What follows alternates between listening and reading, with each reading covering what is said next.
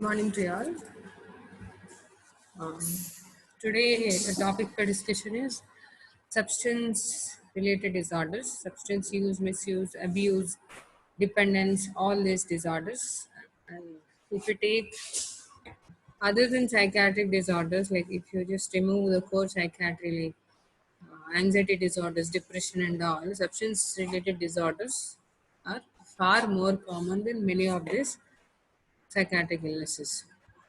Right, substance related disorders can be, I mean, substance use, misuse can be secondary to a psychiatric condition, and these substance related disorders can also result in a psychiatric illness.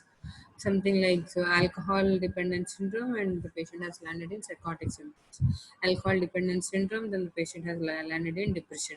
Or someone is who's very, very depressed, and so he has started consuming alcohol. Someone is so stressed out, generalized anxiety, and to relieve this anxiety, he'll consume a substance. Or someone has insomnia, so he starts taking alcohol, saying that I'll get sleep because of alcohol. So, substance related disorders is like a web.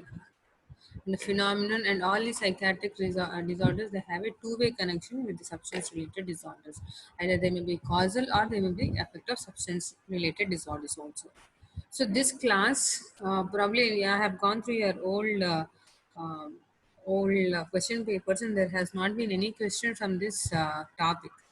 So this is mostly for your information and for your understanding. And you have, when it comes to PG entrance examination, you have lots of questions coming from this particular topic.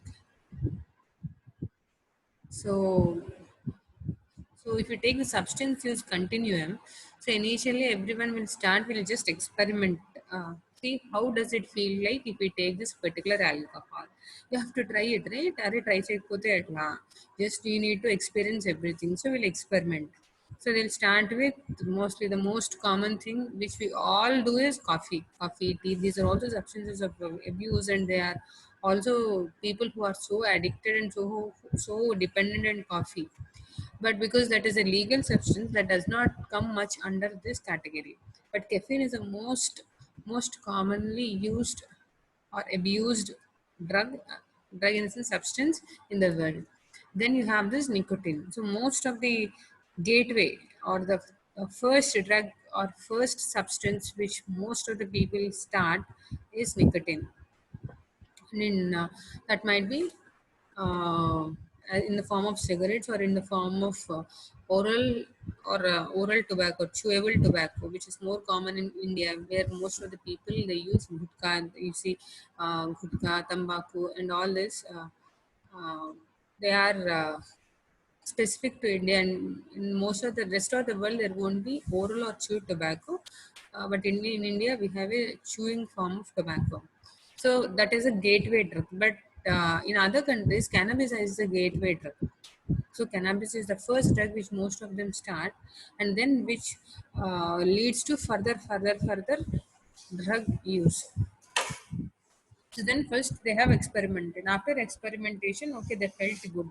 There'll be a bit of high. They'll be having sense of ease, or there may be sense of happiness. There may be sense of calmness, or there may be sense of high.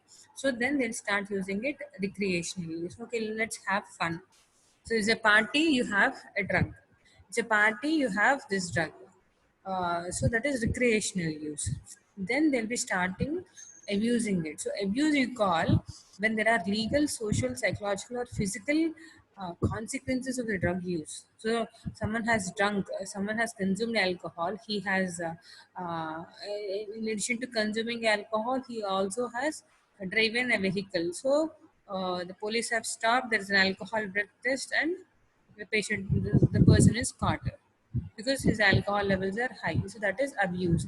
And social consequences is he is has under the influence of alcohol. He has got into a quarrel with someone else.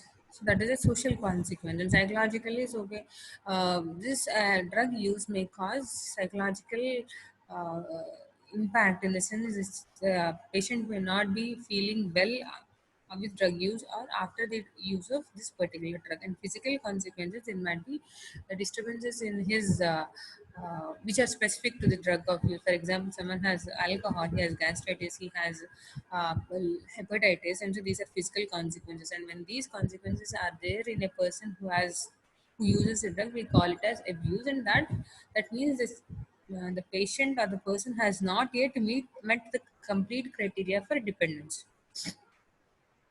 And harmful use is just more higher form of abuse wherein there is a clear cut and the patient himself know the physical psychological consequences of the drug use, and despite knowing these consequences, there might be occupational consequences, and he might be absent from work, there might be social consequences, there might be family troubles because of his drug use, the psychological and physical consequences, but still he chooses to continue the drug, then that we you call it as harmful use.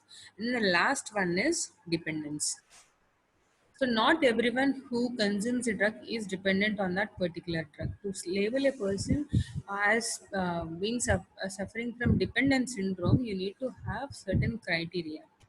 So there should be a need for increase in dosage of the drug. So someone initially starts with, most of the people start with, for example, if you take alcohol, most of them start with breezer. I mean, girls start with breezer, boys usually start with a beer, but beer will not be sufficient. So gradually they'll shift on to rum or whiskey or then brandy, and then which will have increased concentration of alcohol, because beer has less amount of alcohol compared, around 10 to 12% of alcohol, and whiskey has around 30% of alcohol, absolute alcohol. So our concentration increases.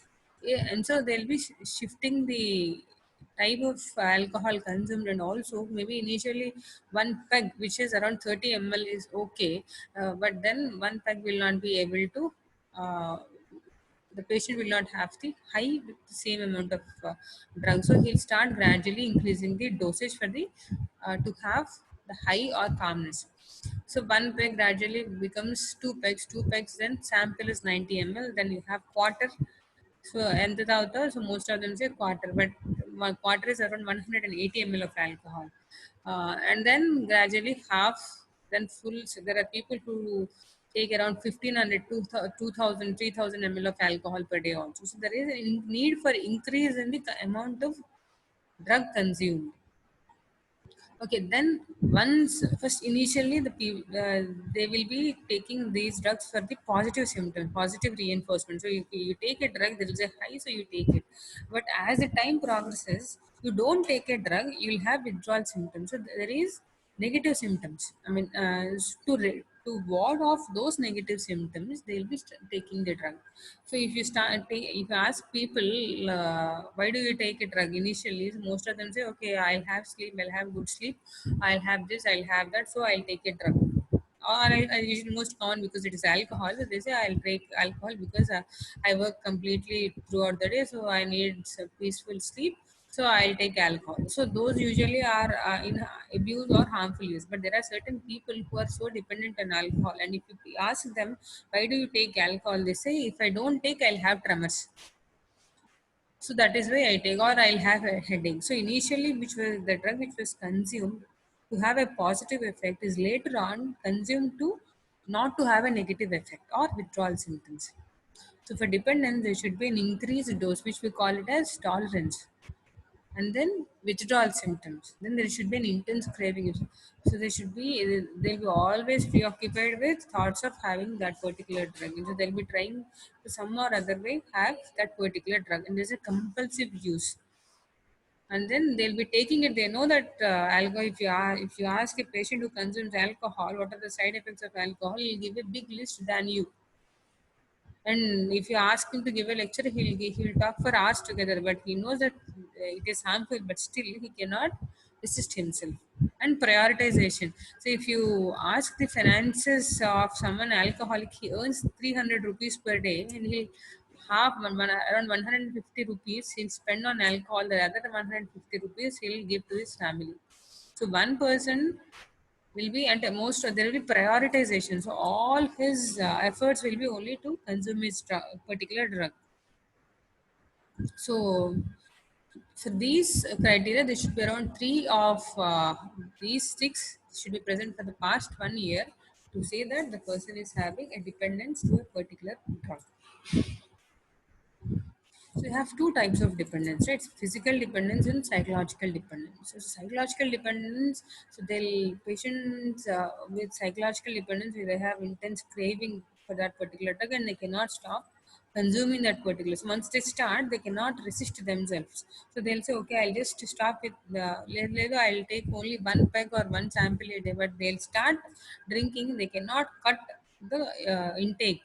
So these two are uh, uh, markers of psychological dependence. And for physical dependence, the body has adapted itself to work in presence of that particular drug, right? So tolerance is the need because body has adapted. Someone has consumed 90 ml of alcohol per day continuously. The body after 6 months or 7 months will adapt himself. There will be regulation of receptors, either down regulation or up regulation of receptors, so that the body functions normally with that particular amount of drug. Okay, so that is the physical dependence. And once the person will to have a high, the person should increase the intake of alcohol. Or if he does not take that particular drug, there will be withdrawal symptoms.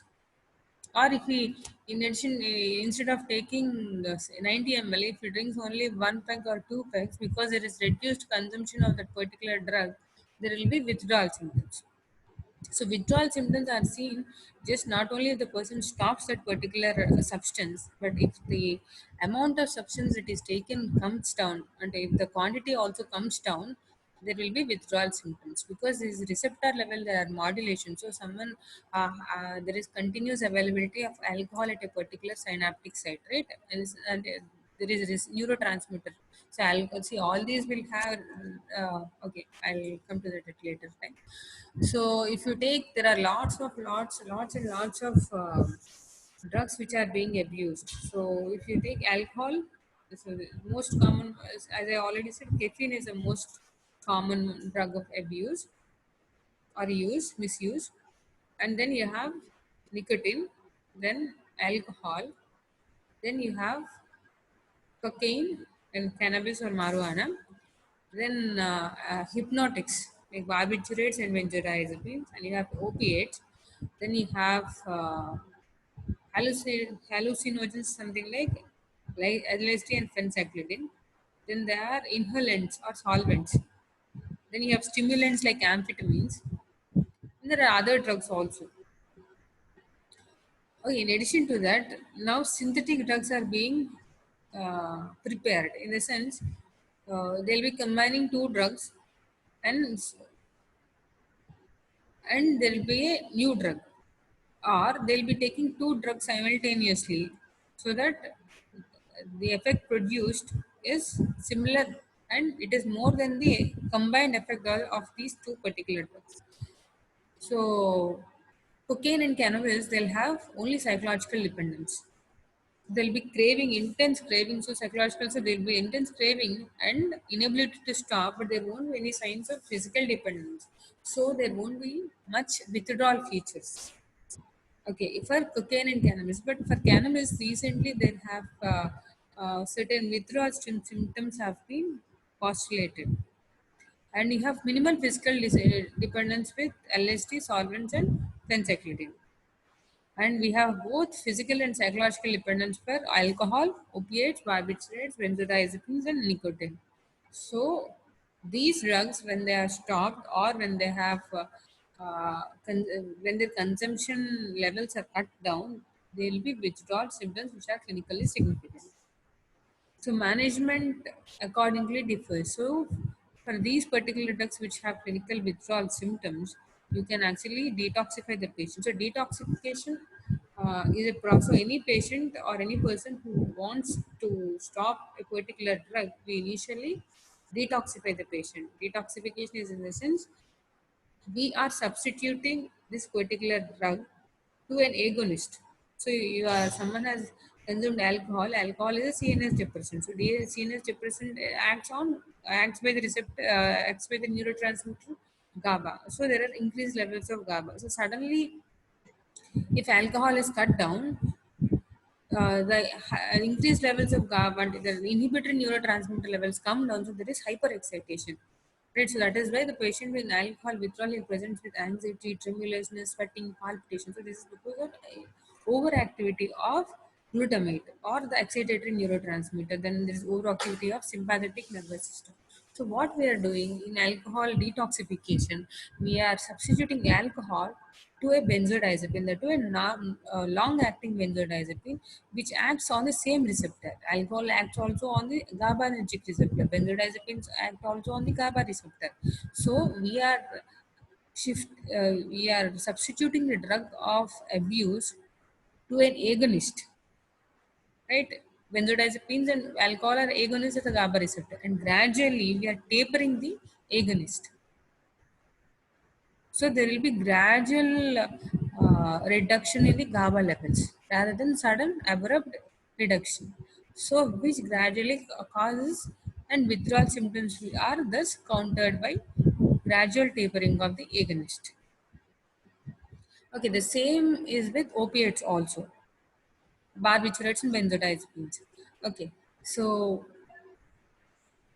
just understood that we are management of withdrawal symptoms is always with agonist to that particular substance, and then you have to produce abstinence. To produce abstinence in the patient, you use a drug which actually causes uh, abnormal reaction or abnormal physical responses in that particular patient when that is consumed. Okay, they are called as deterrents, and disulfiram is the only deterrent for alcohol. Okay, then there are drugs to reduce craving. Okay, there are also drugs which further reduce the okay. So now, so these will be from this table. You may get MCQs in your PG entrance examination, and then so again the biopsychosocial model for drug abuse. So gender, if you take for the biology, so gender, if you take males have more prone for substance use and misuse than females. Then you have genetic vulnerability. If you say by monozygotic twins, and again twin studies and family studies, they say there is increased vulnerability among siblings and biological relatives. Okay, then you have neurochemistry, and if you take, we'll come into that later. Then if you take the psychological factors, you have personality traits, especially those persons with risk-taking behaviors, high-seeking, sensation-seeking personalities. They usually land up in drug abuse. And learning and memory. So, like someone, there's a parent with substance abuse, so you learn this particular behavior in the sense, okay, there is a particular stressor. My father reacted to this particular stressor by consuming this. So, okay, I learn this, and he'll do the same thing. So, this particular stressor, okay, I'll also do the same.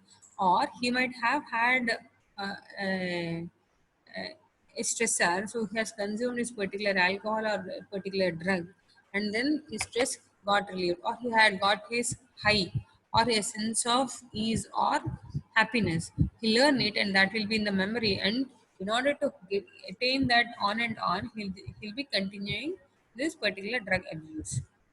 And those with coping and social skills. So those people with poor coping, so there are coping. So yeah, coping is like how you cope up with a particular stressor. You have positive coping mechanisms and negative coping mechanisms. Excuse me. So there is a stressor.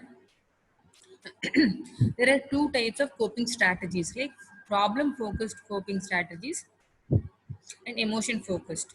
So those with problem focused coping strategies, so they'll try to find a solution to that particular problem. So I have got a problem, so what are its possible solutions, and how should I counter this particular problem, right? For example, someone has to clear a debt.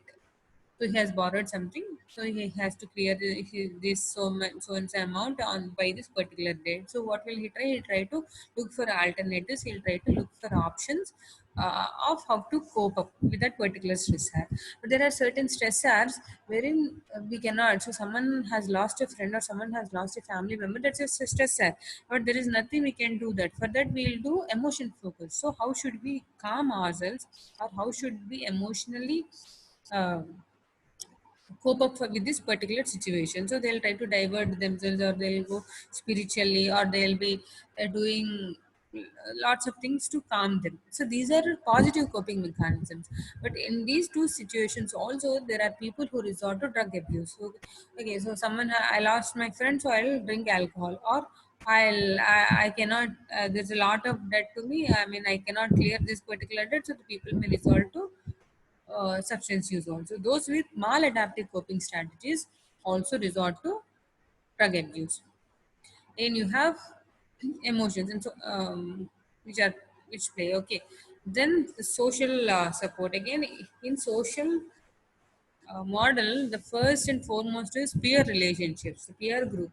Okay, friends. Friends are the foremost ones which are responsible for this drug abuse. Hare, you should try. If you don't try, what life is, you have to try everything. Or if you say he'll buy a bottle of beer or whiskey or a drug, and he'll give you, or she'll give you. And there are other friends who introduce these particular people to various drugs also. There are patients who come and say, okay, I use cocaine. How do you get? And your father has meager amount because cocaine is costly, right? Okay, I'll get it from my friends. And how do they get the money? They are doing jobs, or they'll steal money, or they'll get from their father. They are well off. So there are people, there are friends who encourage their friends. There are people who encourage their friends to resort to drug abuse. Right, and socio-economic status. So if you say, usually socio-economic status doesn't protect from any drug abuse, but the types of drugs which are used vary depending upon the socio-economic strata. Right, someone with cocaine, which are costly, LSDs or amphetamines, they might be of more use, or they might be of easy accessibility to high socio-economic status rather than to pure poor socio-economic status because of the cost constraints. Okay, so this is in a nutshell the biopsychosocial model of drug abuse. And education, maybe education is that a protective factor? We don't know, because people who are educated also they take alcohol.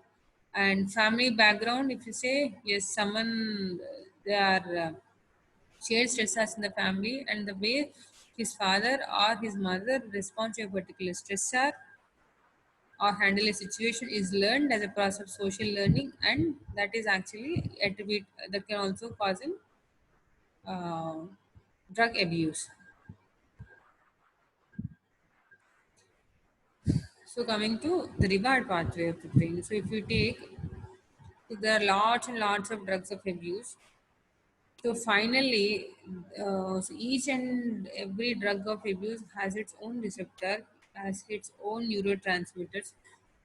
For example, opioids. If you take opiate, something like morphine, it has three types of receptors: mu receptors, kappa receptors, and delta receptors. Okay. Then if you take alcohol, it acts on GABA receptor, and it acts also on the membrane. At a membrane level of the cell membrane, alcohol acts. And if you take nicotine, it has acetylcholinergic nicotinic receptors. Okay. And cocaine, and these are, each and everything has its own receptors. But finally, all of these receptors are neurotransmitters which are released, they finally result in an increase in the release of dopamine in the ventral tegmental area.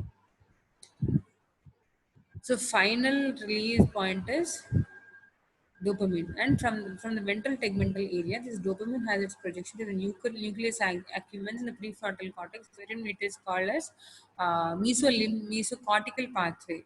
That is a reward pathway. So these, not only these drugs of reward, any reward, something like a food, you like a pizza, right? So you eat a pizza, and so you have a sense of satisfaction, or you have a sense of high. That is because of dopamine release in this the mesocortical pathway and the mesolimbic pathway. Or you, someone has achieved something, you have succeeded, you have got an admission into a medical college, so you will have a sense of high. That is again because of dopamine, right? Someone is in love.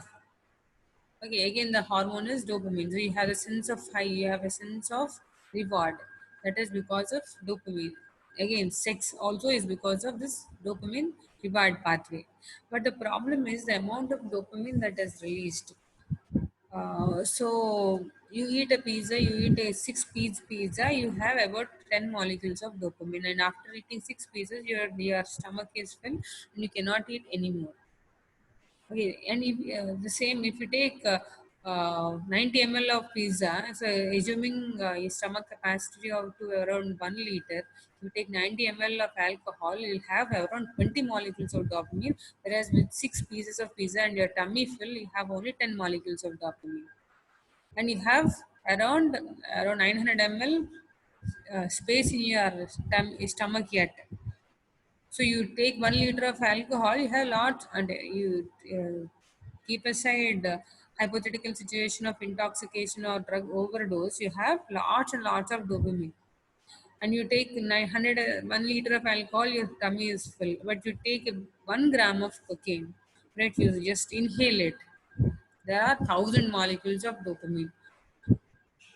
So got the point. So the amount of dopamine that is released by a particular drug is far, far, far more times better, greater than the actual and physiological rewards. That is why someone who uses uh, the substances of abuse, they will not find these alternative pleasures pleasure. They will not seek any. They will not find any pleasure in these actual physiological rewards, because of the large and because of the rush of dopamine that is released by the small amount of drug that is consumed. So, so initially the same thing, reward pathway. First you take 90 ml of alcohol, there will be 10 molecules. You continue this 90 ml because there will be again neurotransmitter alterations. There will be down regulation of the receptor, number of receptors that are available will come down. So the same 90 ml after 10 days or 20 days will not result in 10 molecules of dopamine. That will be only causing 5 molecules. So he will not get that actual high. So what does the person do? He'll increase the quantity. So he'll take 180 ml of alcohol. That again causes 10 molecules. After some time, the 180 ml again will not cause any sense of high. So he'll start taking 300 ml, 400 ml, 1 liter, 2 liters like that, only just for that particular number of molecules. Because of the down regulation of the receptors, the initial high which was there will not be there at a later date.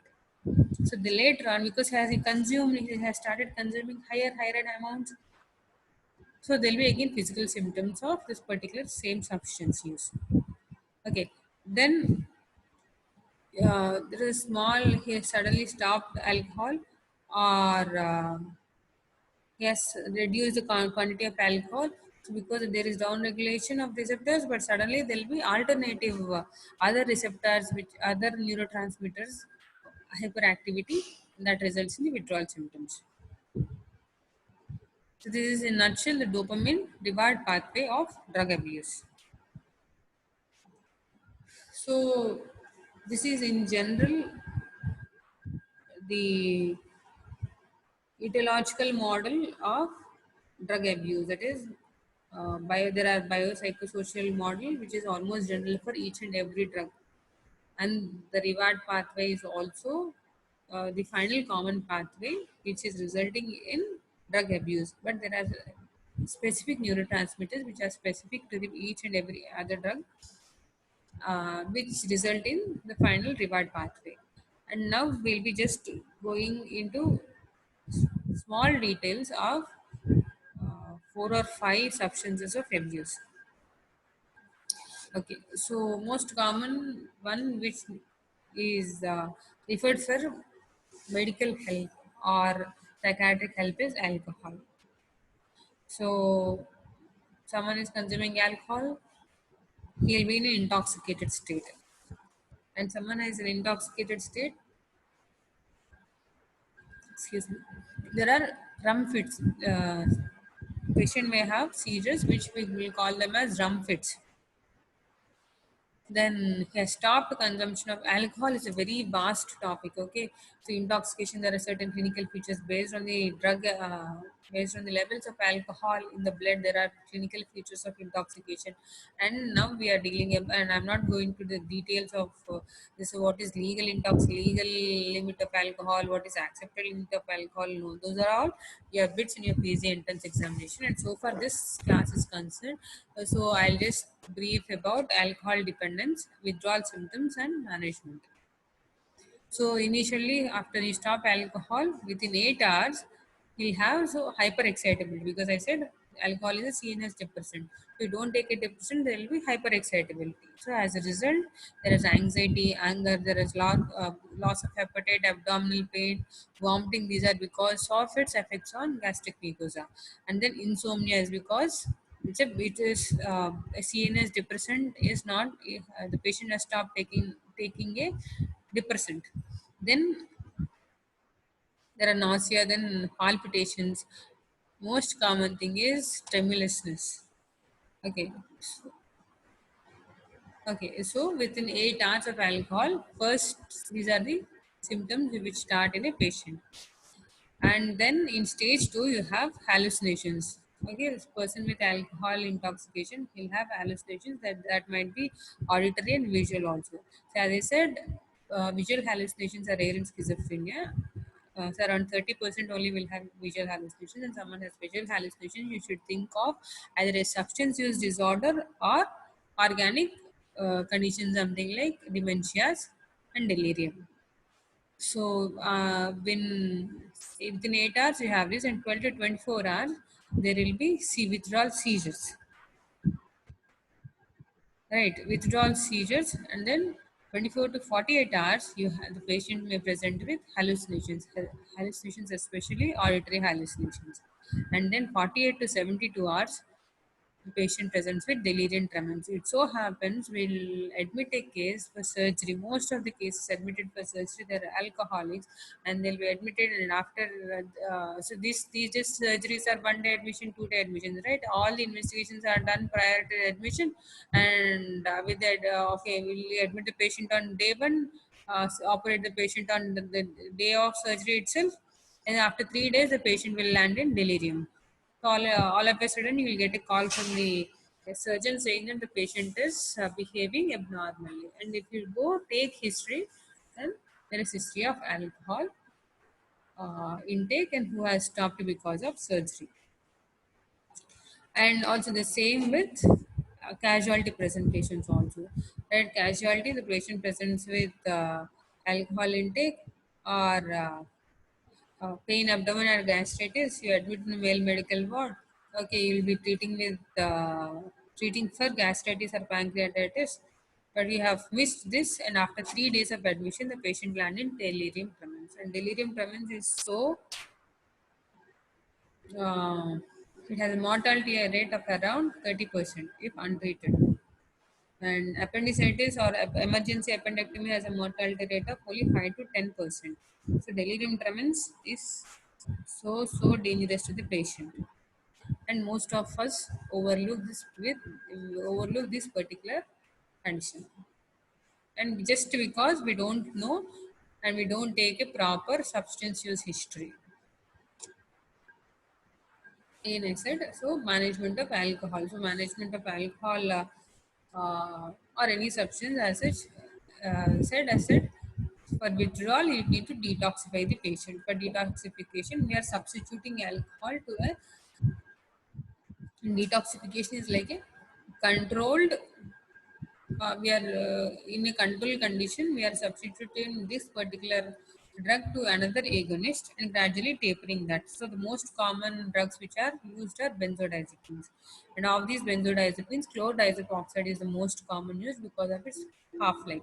It has a long half-life of around 30 hours, so it will not have abrupt withdrawal symptoms even after it is stopped, because half-life has is around 30 hours, and it's half by around in 5 half lives, the concentration of it will come down to a clinically insignificant level.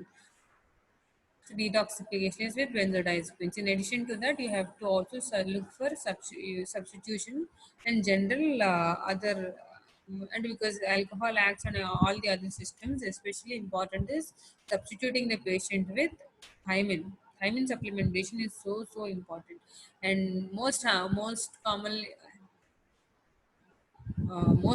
it so happens that patient with alcohol consumption, seen by general physician, and they'll be giving intravenous glucose. So the patient is weak, so we'll supplement glucose. 5% dextrose or DNS they'll be giving. What happens is, as such, for glucose metabolism, you need thiamine pyrophosphate, and alcohol is the one which depletes thiamine levels in the body. So someone who is given glucose as a bolus, he will land in Wernicke's encephalopathy. So mind you, someone who is alcoholic never ever give dextrose intravenously. You can do that either with supplementation of thiamine, or after supplementation give along with multivitamin, see to that at least 300 to 500 milligrams of thiamine is given as a bolus, after which you can go for glucose, or else the patient will land in Wernicke's encephalopathy, and long-term complication of Wernicke's encephalopathy is Korsakoff psychosis. Okay, then also vitamin B12. B12 is levels come down in alcohol. Uh, so you have to also supplement vitamin B12. Then to maintain abstinence, you have pharmacological and non-pharmacological therapy, and you have deterrents like disulfiram. Disulfiram uh, is a drug which is used for alcohol, maintenance of alcohol abstinence. So it acts on aldehyde dehydrogenase. So alcohol is acted upon by uh, alcohol dehydrogenase is for metabolism. So you have acetaldehyde. Acetaldehyde is acted upon by aldehyde dehydrogenase, which will result in acetic acid and water. So aldehyde dehydrogenase is inhibited by disulfide. As a result, acetaldehyde levels build up in the body once a person consumes alcohol. So an acetaldehyde is so unpleasing to the body. It results in either, excuse me, vasodilation, flushing, to hypotension, and finally death also can occur. So it's a deterrent. So the patient will stop taking alcohol because of the abnormal or unpleasant feeling or condition resulted by disulfiram because of acetaldehyde buildup in the body. Then to reduce the craving, we have drugs like acamprosate, naltrexone, and baclofen.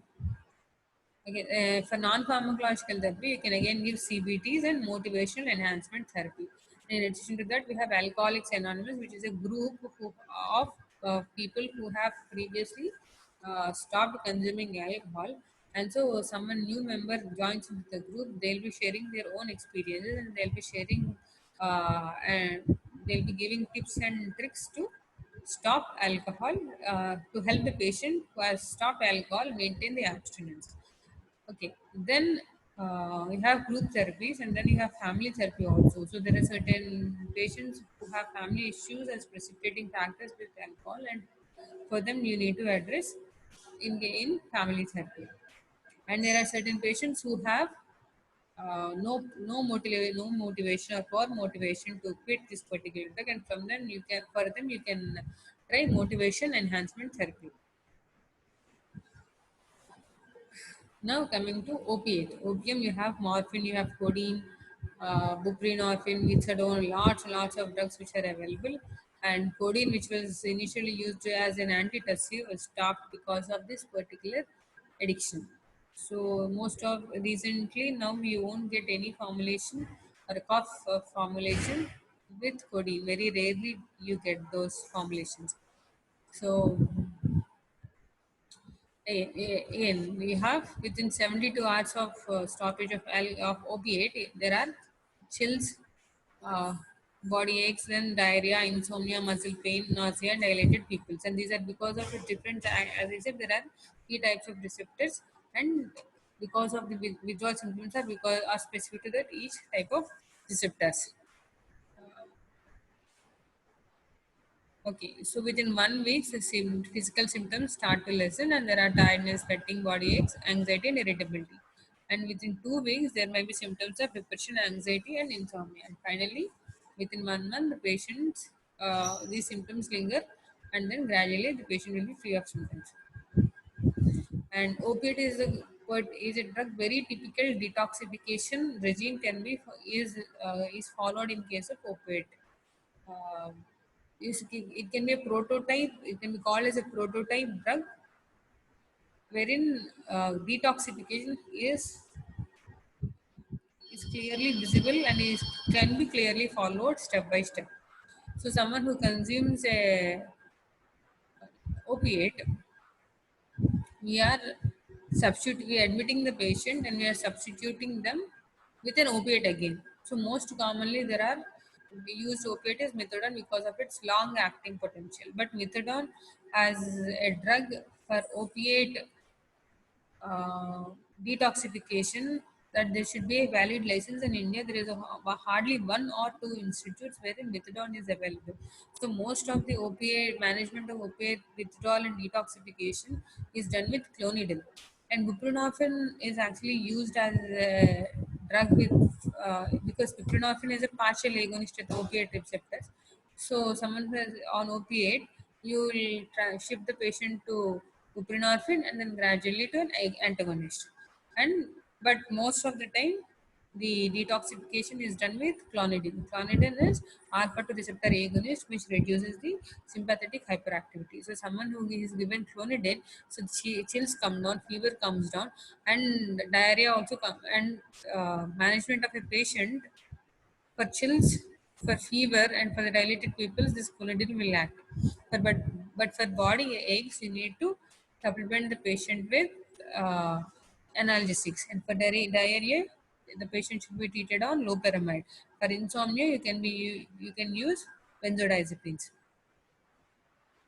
Okay. This is because we don't have availability of methadone and buprenorphine. We are detoxifying a patient with clonidine as an agent and symptomatic management. And coming to nicotine, which is the easily available in the gateway drug for uh, drug abuse. Okay, so if you take chronic smokers who take around 10 to 15 or 20 cigarettes per day, or there are people who smoke 2 or 3 packets of cigarettes per day, the first thing they do, the very next minute they wake up is smoke a cigarette. So the time to the first cigarette after waking up gives the extent of dependence on nicotine. Right, most of them they'll be having their cigarette box of cigarettes or pack of cigarettes besides their bed. The moment they get up, they'll take that packet and they light a cigarette. Right, so nicotine, the dependence pattern is quite specific to nicotine. Now, it is not like so they'll be taking this particular cigarette at intervals, regular intervals of 1 hour or 2 hours, or they have specific times after taking breakfast, they'll have a cigarette, or after having a coffee, they'll have a cigarette. After lunch, they'll have a cigarette. So these are so specific to nicotine. So within 30-40 minutes, they'll start craving for another cigarette. Then restlessness. Then they'll be feeling sad or hopeless. Then after 1 hour, after 1 day, irritability. Then appetite increases. Then after 2 days, there are headaches. And because nicotine starts leaving your system. And then after 3 days, anxiety increases. Then after 2 to 3 weeks, they'll be uh, still low on energy because nicotine is a source. It's like a stimulant, so it stimulates the body. It's an acetylcholinergic. It acts on acetylcholinergic receptor, so it causes an increased sense of alertness. It will cause increased sense of energy. So that is the reason why most of the people will take nicotine for the alertness. Right, and it reduces one's appetite, and so gradually appetite increases after nicotine is stopped. So management of nicotine, how to detoxify or cause nicotine abstinence. So this is a bit distinct from the other drugs of abuse. So again, we are replacing nicotine from an inhalational form of nicotine. We are trying to replace it to a oral chewable form of nicotine, or to a patch or inhaled form of nicotine. Uh, so we have nicotine gums, there are lozenges, patches, there are inhalers and lots of sprays. So whenever these can be taken as and when the patient takes a nicotine cigarette, so instead of taking a cigarette, he'll be taking this as a nicotine replacement, and gradually they'll be tapered. And then you have this bupropion, which is an antidepressant, but this can be used for management of withdrawal symptoms in nicotine. For that, we have to the patient will fix a date. So okay, on I am going to stop taking cigarettes or nicotine from 20th July 2020. So 3 days before the stop date, that is from 17th or 18th, he'll be starting bupropion. So he'll take 75 milligrams of bupropion for 3 days, then 75 milligrams twice a day, then 150 milligrams twice a day. So by the time he stops nicotine, he'll be already taking 150 milligrams twice, 75 milligrams of bupropion twice a day. And bupropion will act on the anxiety, the symptoms like the craving comes down, the anxiety, irritability, restlessness, they come down, and gradually the patient will not experience any withdrawal symptoms if he takes bupropion even after stopping nicotine.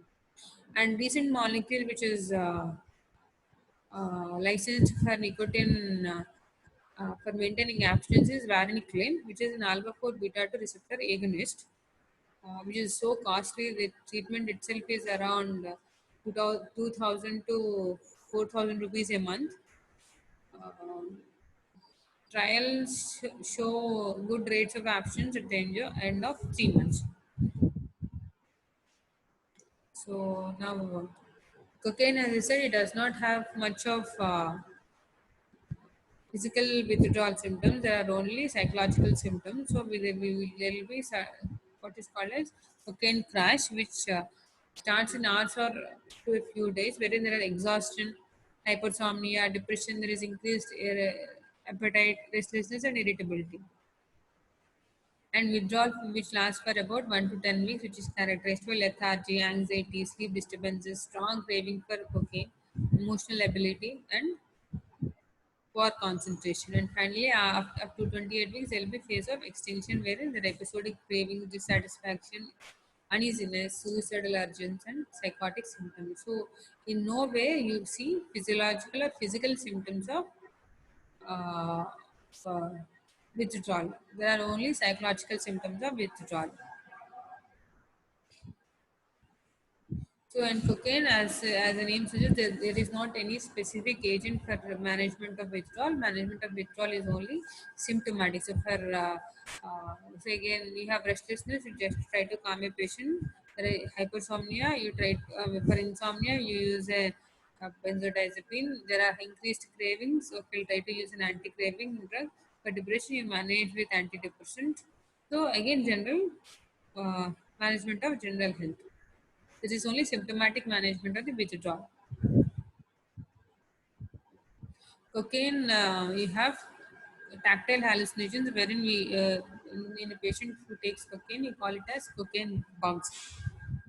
Okay, this is a speech entrance examination a bit. And coming to cannabis, the age-old drug which has been used in India since ages by sadhus, these are used in uh, when the sadhus they do rituals. This cannabis was used.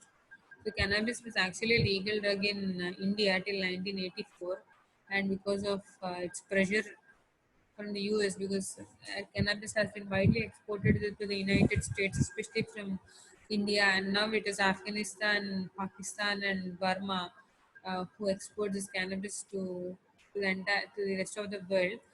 Uh, India, it has been forced to be kept under the Narcotics NDPS Act. It has come. Otherwise, it was legal in certain parts of India. Even now, when you go to north and Uttar Pradesh, there are there are shops which sell cannabis legally. The government also sells cannabis legally in certain areas of India. So, and cannabis, as I said, there is no physical dependence, but now a list of symptoms have been attributed to this cannabis withdrawal. Like these are again general symptoms which are not any specific.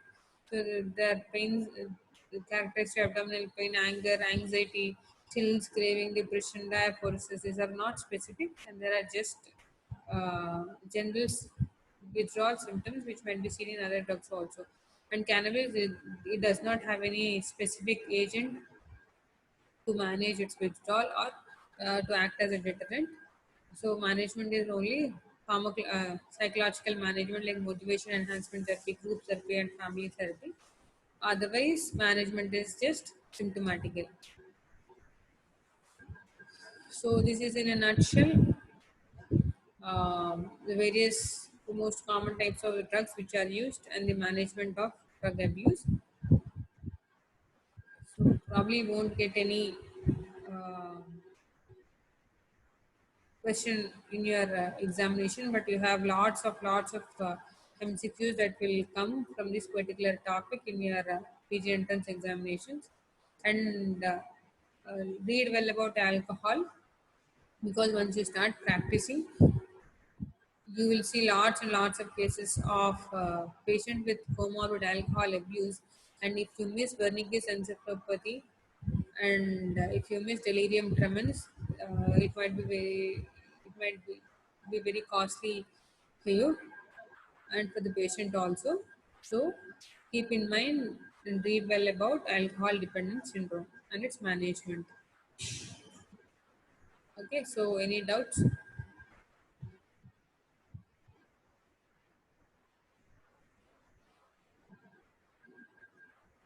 Okay, if there are no doubts, we'll stop here. Thank you.